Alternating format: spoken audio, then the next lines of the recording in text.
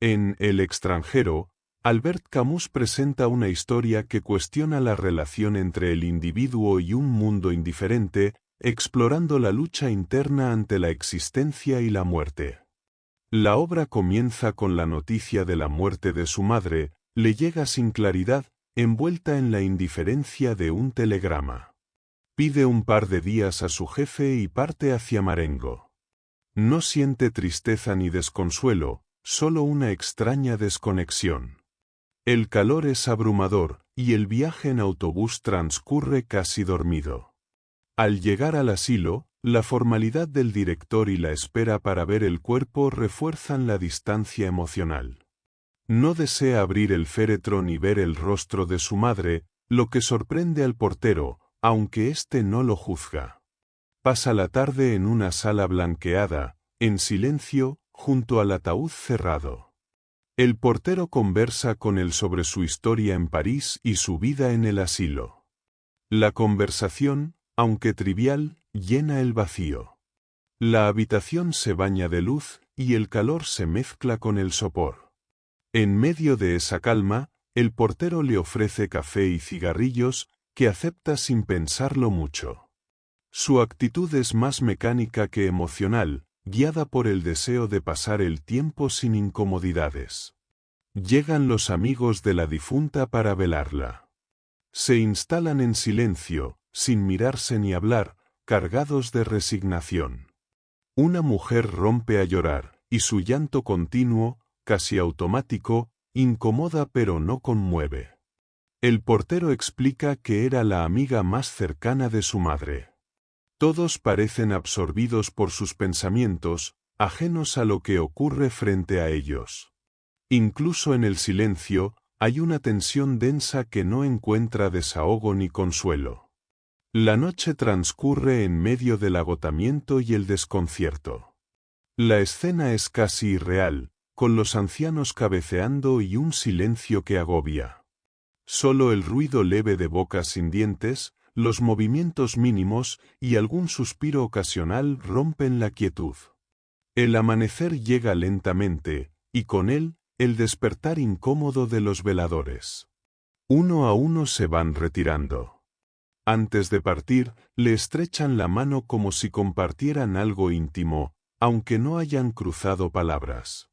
Después de descansar y tomar café, la rutina del entierro comienza. La burocracia se impone, firma documentos, escucha al director hablar con formalidad sobre los arreglos.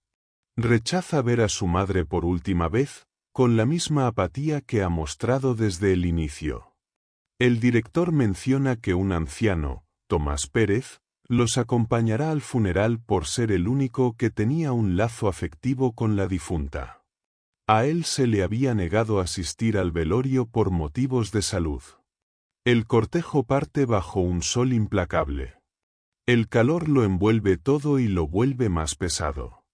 Mientras caminan, el director recuerda los paseos vespertinos que la madre solía dar con Pérez. El paisaje revela cierta belleza simple que parece explicar el gusto de su madre por aquel lugar. Sin embargo, el día luminoso no despierta emociones, sino una sensación de lejanía. Todo parece ajeno, incluso la muerte, el entorno y quienes la rodean. Durante el cortejo fúnebre, el calor se volvía cada vez más sofocante y la marcha se tornaba pesada. El sol caía con una fuerza que transformaba el camino en una superficie hirviente, mientras los cuerpos transpiraban y el paisaje vibraba entre el canto de los insectos y los olores mezclados del alquitrán, el incienso y el sudor. Las conversaciones eran breves, casi mecánicas, mientras la procesión avanzaba bajo un cielo enceguecedor. La figura del anciano que renqueaba al comienzo del trayecto desaparecía y reaparecía, recortada por la distancia y el calor.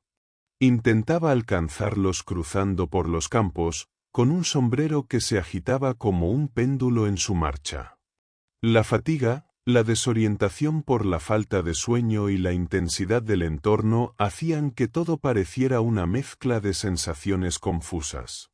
Al llegar a la entrada del pueblo, una enfermera advertía con voz temblorosa los riesgos de la caminata bajo ese sol implacable.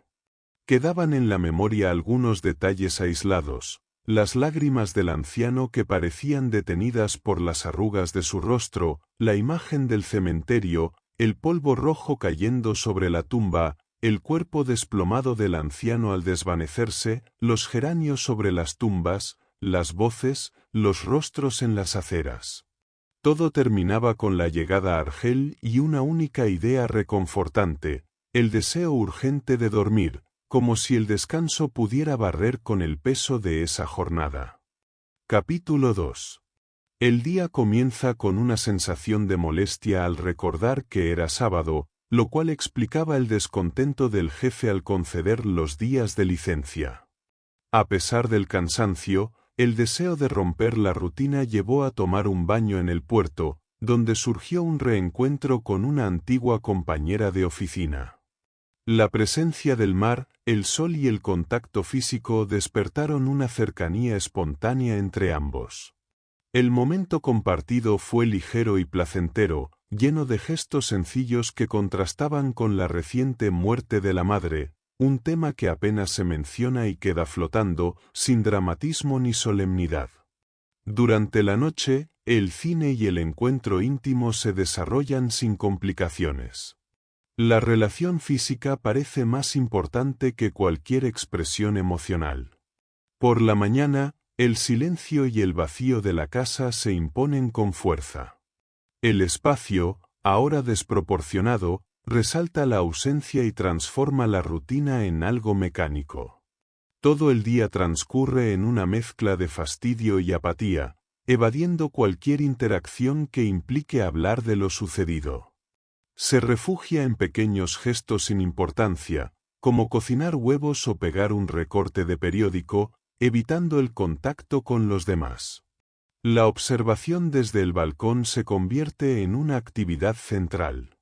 El paso de las personas por la calle, sus gestos y vestimentas, llenan las horas con escenas sin diálogo, como si fueran parte de una obra muda. La calle se convierte en escenario de una ciudad que vive su propio ritmo, ajeno a cualquier emoción profunda. El tiempo parece detenerse mientras el barrio se vacía y se llena al compás de los espectáculos, del ruido de los tranvías y de los cuerpos que van y vienen sin dejar huella. A medida que cae la noche, todo regresa al silencio. Las luces, los movimientos, los rostros cansados, los juegos entre jóvenes, todo ocurre como parte de un flujo habitual que no cambia nada. Al final, lo cotidiano se impone como única certeza. La madre está enterrada, los días vuelven a su cauce y la vida sigue igual, sin mostrar señales de transformación ni dolor evidente. La indiferencia aparece como una forma de equilibrio ante lo que debería haber sido una pérdida significativa. Capítulo 3. Al volver al trabajo, el mundo recupera su ritmo habitual. El jefe le pregunta si ha superado lo de su madre, y responde con un gesto vago. La pregunta no le molesta, pero tampoco le dice nada. El entorno en la oficina está marcado por la rutina, con la única novedad de una conversación con Emmanuel sobre el calor que lo desvela por las noches. La vida cotidiana se presenta como una sucesión de hechos mecánicos que no despiertan ningún interés profundo. Al salir de la oficina, el encuentro con su vecino Salamano y su perro revela una convivencia desgastada. Salamano maltrata al animal con insultos y violencia, mientras repite siempre el mismo paseo. A pesar del maltrato, hay una dependencia evidente entre ambos.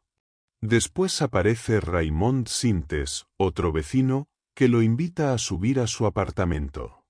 Raymond le cuenta una historia sobre una mujer con la que tuvo una relación y que, según él, lo traicionó. Busca vengarse, y le pide ayuda para escribirle una carta manipuladora. Acepta hacerlo sin mostrar ninguna emoción o juicio moral, simplemente porque le parece que no hay razón para no hacerlo. El ambiente en la pensión se va poblando de gestos repetidos, frases vacías y rutinas desgastadas. El mundo gira sin sobresaltos y cada gesto tiene el peso de lo inevitable. Por la noche, la presencia de los vecinos se convierte en una especie de compañía muda. Salamano insulta al perro, el sonido de pasos en las escaleras se mezcla con las voces apagadas y el silencio toma el control del edificio. Raymond le ofrece una amistad que no implica afecto ni juicio, solo una cercanía funcional. Esa noche, escucha una discusión violenta en el departamento de Raymond, que termina con golpes y una intervención policial. La violencia no sorprende ni incomoda, simplemente ocurre como parte del entorno. Más tarde, Raymond vuelve a su departamento como si nada hubiese pasado. La noche sigue, y al apagar la lámpara, siente que el sueño llega como un alivio sin emociones. Capítulo 4.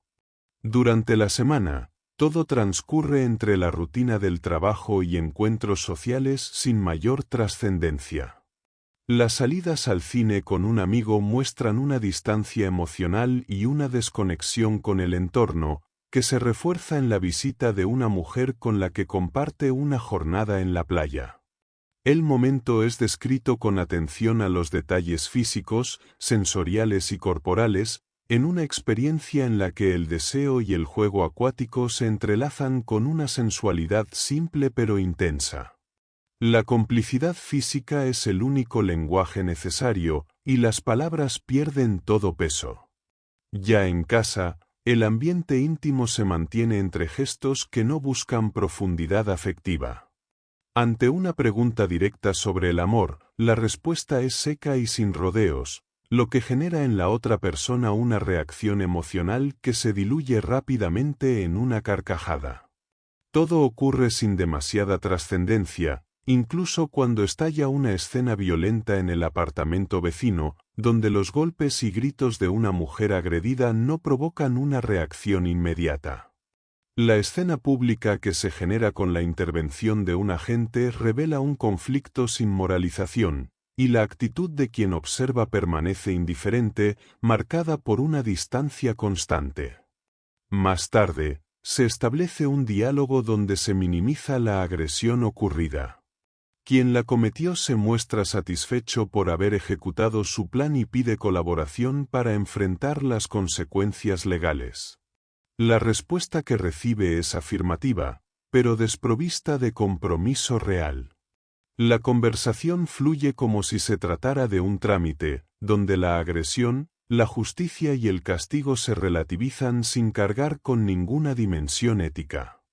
La salida posterior, entre tragos y una partida de billar, muestra una aparente normalidad que contradice la violencia recién ocurrida. De regreso, la figura del anciano vecino aparece en la puerta, visiblemente alterado. La pérdida de su perro lo descoloca, y sus palabras surgen entre confusión, ira y desesperación.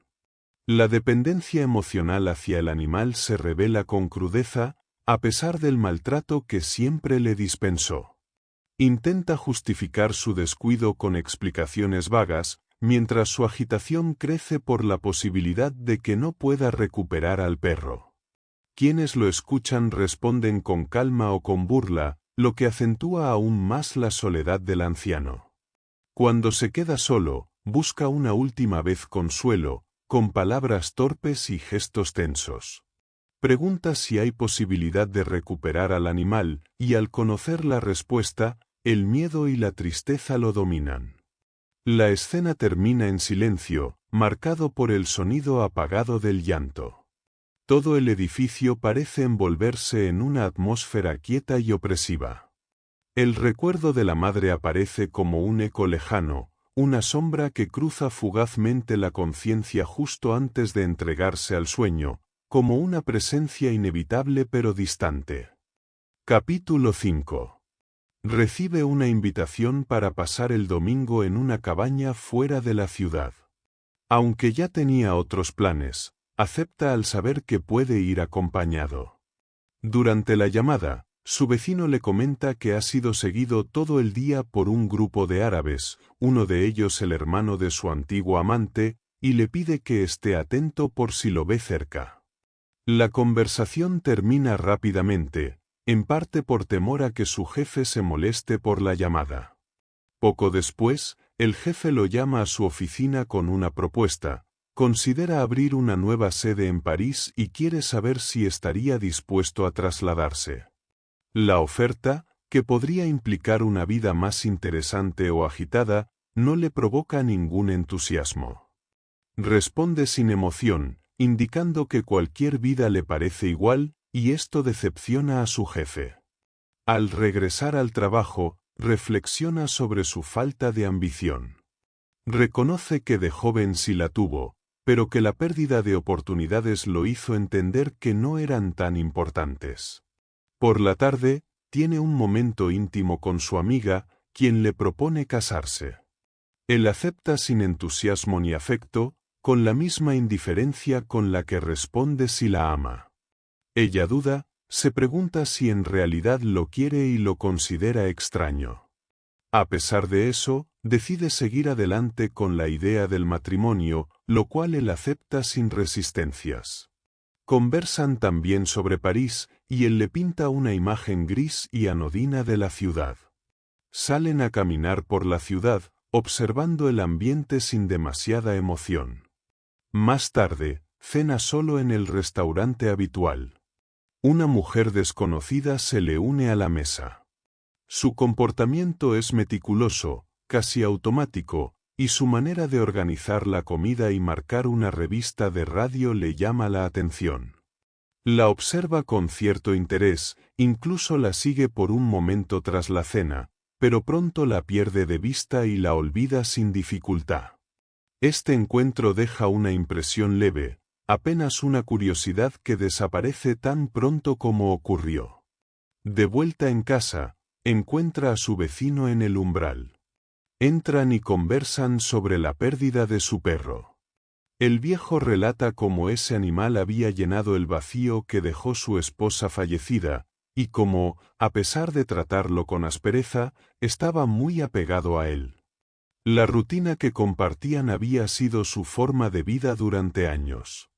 El relato de su pasado incluye una breve referencia a su juventud, sus sueños truncados y su resignación a una vida tranquila. Aunque parece hablar solo, lo hace con sinceridad y a pesar de lo monótono, transmite una forma de apego que se vuelve conmovedora. Antes de marcharse, el vecino menciona que en el barrio se le había juzgado por haber puesto a su madre en un asilo. Él responde que no tenía medios para cuidarla y que le parecía una decisión natural. El anciano, lejos de juzgarlo, lo comprende. Por primera vez entre ambos surge un gesto de cercanía, le tiende la mano y le desea una noche tranquila. En ese acto silencioso queda suspendida una forma de reconocimiento entre dos hombres solitarios que, a su modo, tratan de seguir adelante. Capítulo 6. El domingo comienza con un calor sofocante. Al despertar, todo está ya bañado por una luz intensa, y salir a la calle exige un esfuerzo físico. Desde el principio, el día está marcado por una incomodidad corporal que influye en cada decisión. En el autobús rumbo a la playa, el sudor y la agitación lo envuelven. A pesar de todo, no se queja, simplemente deja que el cuerpo reaccione a cada estímulo sin cuestionarlo. En la estación se encuentra con su amigo y con Marie, y juntos parten hacia la cabaña de la playa. Durante el trayecto, el paisaje de colinas y rocas blancas contrasta con el malestar que lo acompaña, como si la belleza del entorno no lograra aliviar el peso de la jornada. Una vez en la cabaña, el día transcurre entre momentos de placer y tensión. El baño en el mar, compartido con Marie, ofrece un breve descanso al cuerpo, y el almuerzo junto a los amigos, aunque caluroso, tiene un aire familiar. Pero la tranquilidad se rompe al encontrarse nuevamente con los árabes.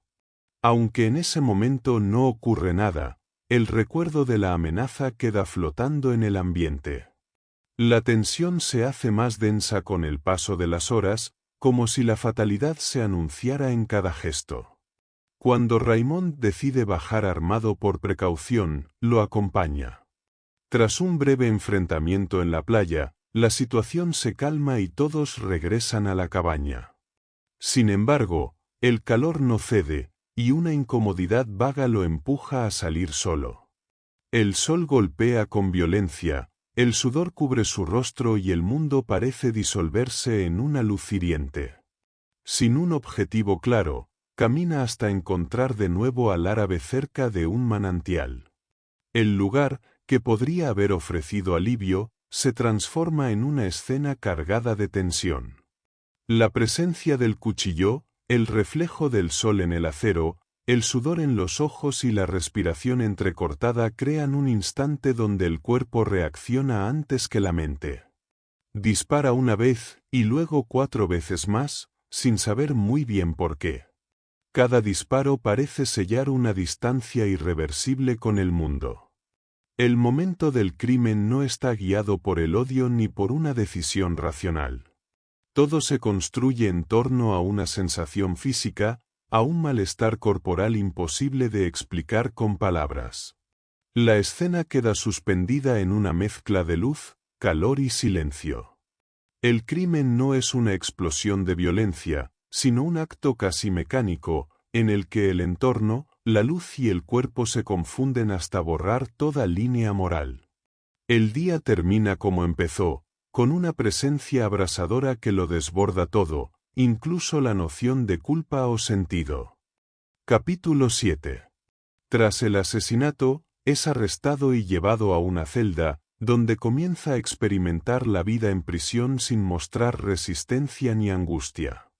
La detención, el interrogatorio y el procedimiento judicial le parecen extraños pero irrelevantes. Recibe la visita de un abogado que intenta defenderlo presentando una imagen favorable, especialmente en relación con su comportamiento durante el velorio de su madre. El abogado le recomienda fingir emociones para causar una mejor impresión en el tribunal, pero se niega, explicando que simplemente actuó como sentía. Esa respuesta sorprende y decepciona al abogado, que insiste en que su actitud podría jugar en su contra. Durante los primeros días en la cárcel, lo más duro para él es el silencio, la falta de cigarrillos y de contacto físico. Sin embargo, poco a poco su cuerpo se adapta. Aprende a seguir el ritmo del tiempo mediante sus recuerdos y la observación de la luz en la celda. Se aferra a detalles simples, como una mancha en la pared o el recuerdo de los objetos de su habitación. Su memoria se convierte en su compañía constante. También se habitúa al nuevo entorno y desarrolla una especie de rutina interior para soportar el encierro. La ausencia de libertad no le causa desesperación, sino una aceptación muda. Las visitas al juez instructor lo confrontan con preguntas repetidas sobre sus motivos, pero su forma de responder, centrada en los hechos y no en las emociones, desconcierta. Reitera que el asesinato no fue premeditado, que lo hizo por el sol y el calor, lo que resulta incomprensible para quienes quieren encontrar una lógica moral. El juez intenta hacerlo hablar sobre Dios, con la esperanza de despertar algún tipo de arrepentimiento o fe, pero no logra conmoverlo. La indiferencia que muestra ante la religión o la justicia humana genera un ambiente de incomodidad. Para él, todo parece inevitable y sin sentido profundo. Durante su estancia en prisión, logra dormir mucho, y el paso del tiempo se hace uniforme. Cada día pierde sus bordes, como si viviera en una larga espera sin objetivo. La costumbre reemplaza al deseo.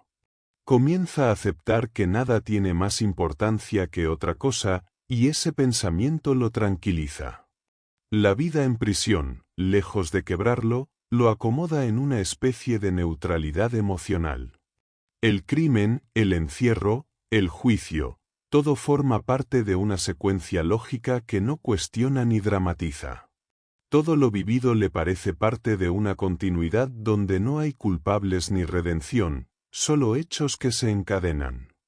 Capítulo 8. Comienza el juicio y todo se convierte en un espectáculo. Desde el primer día, se siente como un objeto de observación, alguien a quien se analiza más por su carácter que por sus actos.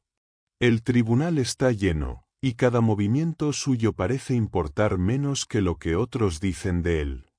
Las preguntas no se centran en el crimen, sino en su comportamiento en el funeral de su madre, su vida sentimental y su indiferencia general.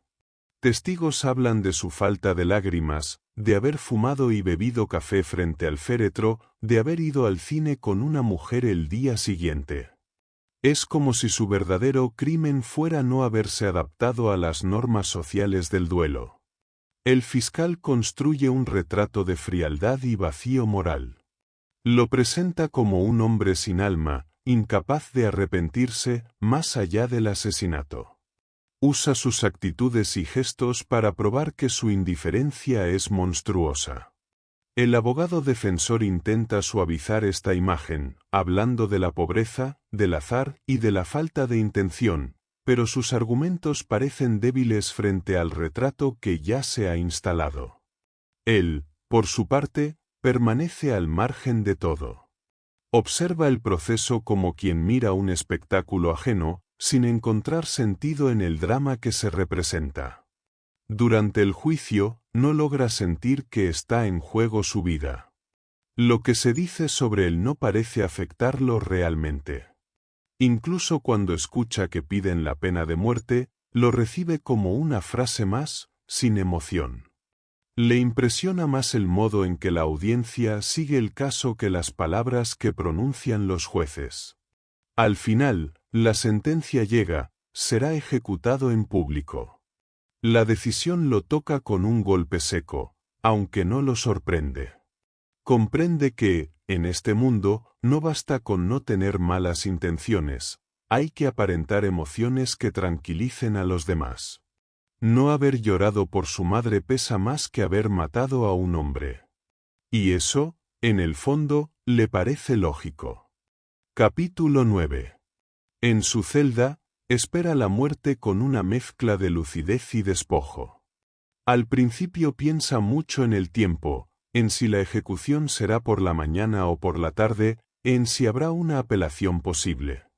Poco a poco comprende que la única certeza es que va a morir. La lógica de la vida lo lleva hasta ese punto sin excepción. En esa aceptación encuentra una forma de paz. Deja de buscar consuelo, incluso en Dios. La visita del capellán no despierta en él ningún interés. No ve en la religión una respuesta ni siente necesidad de creer en otra vida. Su rechazo es firme, no quiere fingir que el sufrimiento tiene un sentido. La espera de la muerte transforma su relación con el mundo. Comienza a escuchar los sonidos de la noche, el paso de los gendarmes, el canto de los pájaros al amanecer. Cada detalle cobra un valor absoluto. El recuerdo de su madre, que también se adaptó al final con serenidad, le ofrece una forma de compañía silenciosa. Descubre que la indiferencia del universo no es algo que deba lamentar, sino aceptar.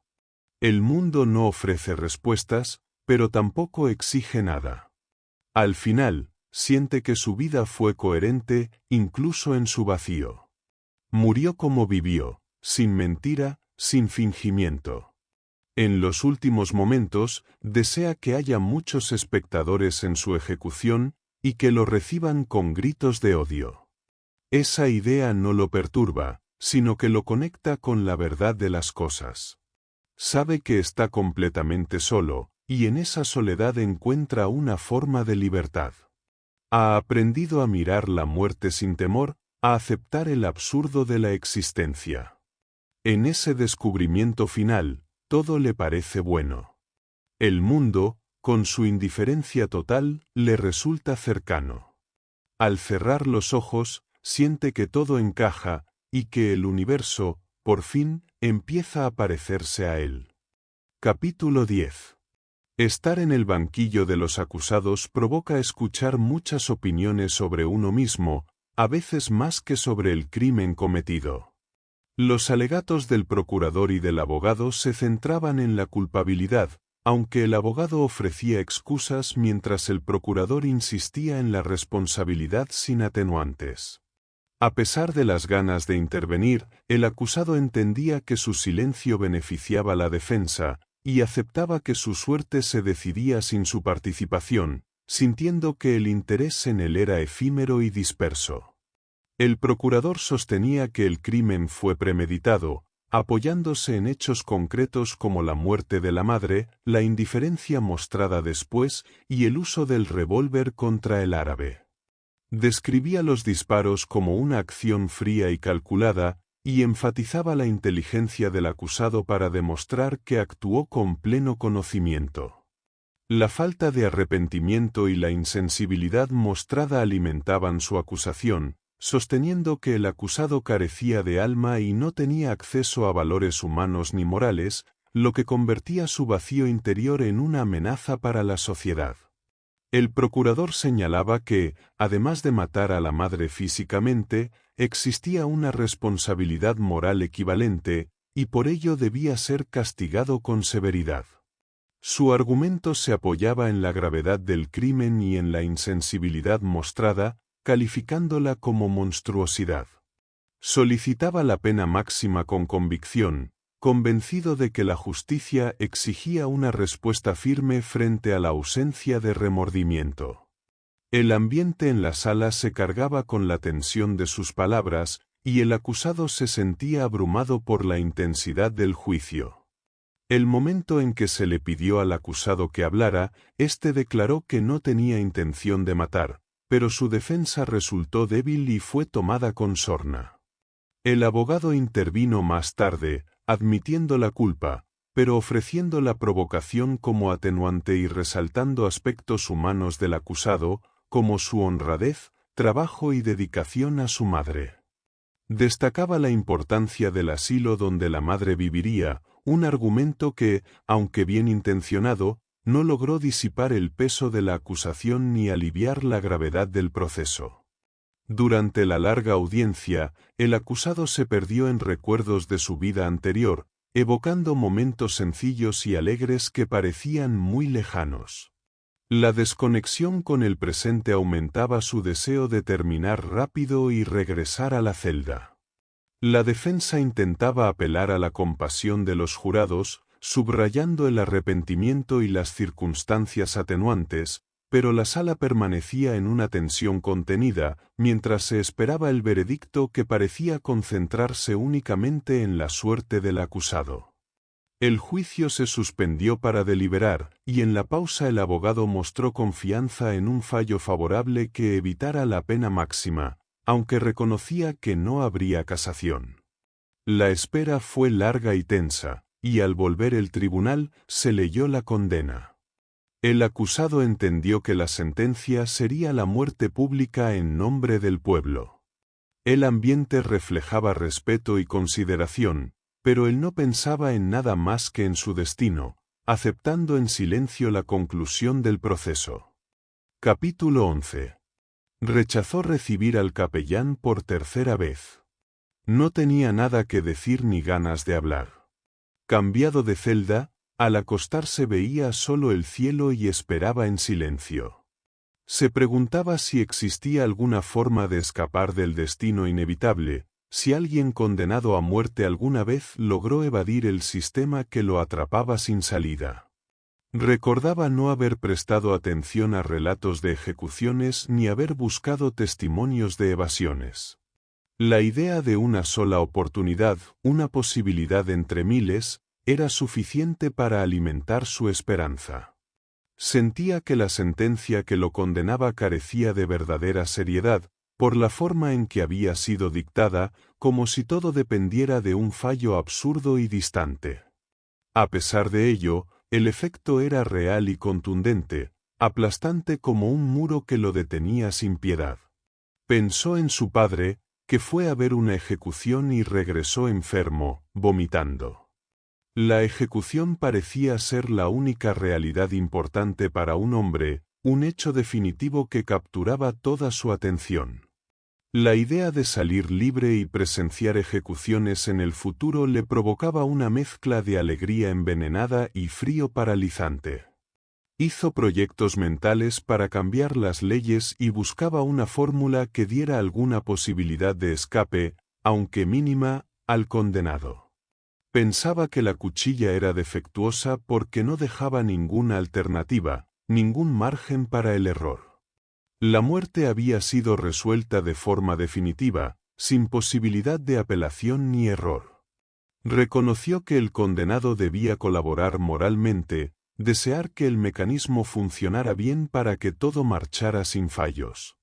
Recordó haber pensado erróneamente que la guillotina requería subir un cadalso, pero en realidad la máquina estaba en el suelo, sencilla y precisa, al nivel del hombre que caminaba hacia ella.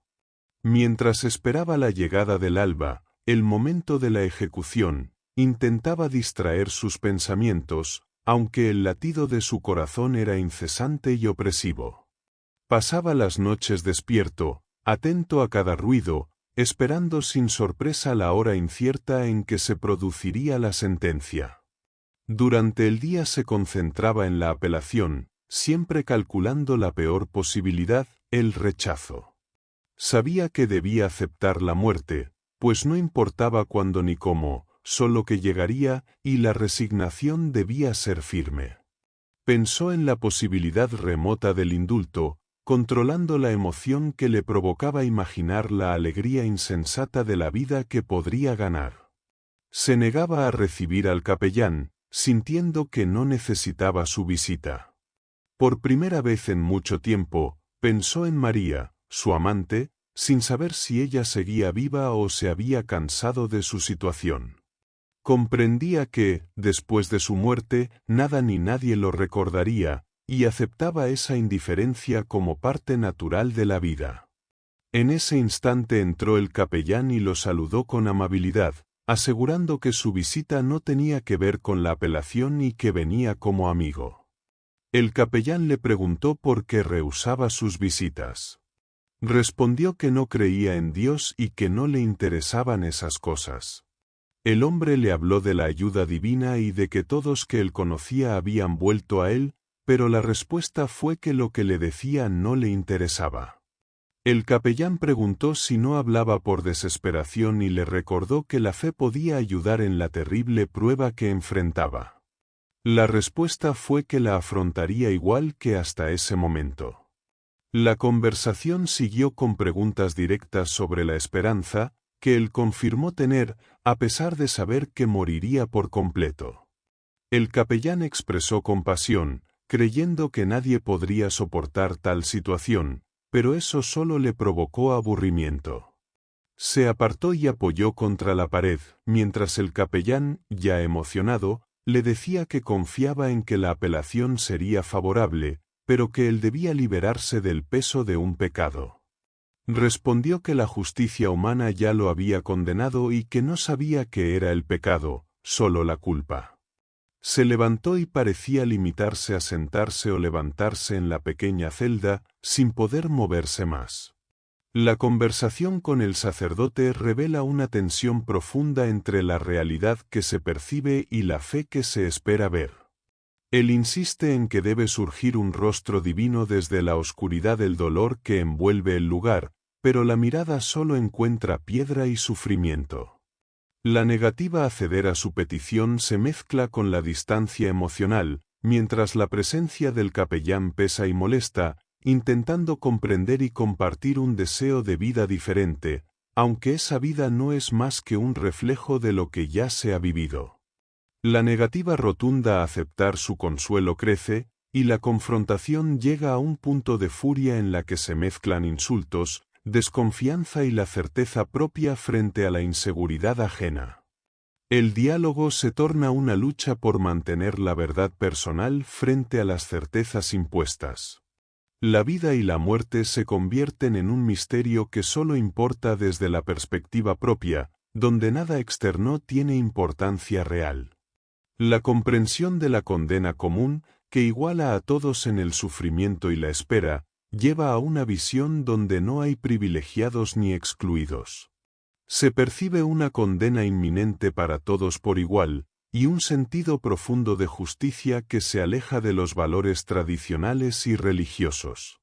La llegada de los guardianes y la partida del sacerdote dejan en calma al protagonista, aunque marcado por el agotamiento físico y emocional.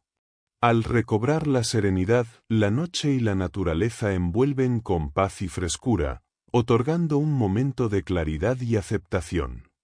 La reflexión sobre la madre y su propia historia se mezclan con la sensación de estar cerca de la muerte, pero liberado del peso del dolor y la esperanza vana.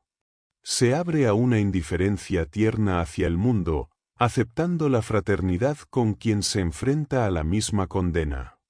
La espera del último día se llena de una firme voluntad de enfrentar la ejecución sin temor, deseando incluso que la multitud responda con odio, como confirmación final de su destino. Gracias por acompañarnos en este recorrido por El extranjero de Albert Camus. Esperamos que estas reflexiones te hayan inspirado a profundizar en la compleja relación entre la existencia, la indiferencia del mundo y la búsqueda de sentido ante la muerte. Queremos agradecer al autor por compartir su visión única sobre la condición humana, mostrando cómo la confrontación con la muerte y la aceptación de la absurdidad amplían nuestra comprensión de la vida y la libertad personal. No olvides suscribirte, dejar tu comentario y compartir este vídeo si te ha sido útil. Nos vemos en el próximo resumen.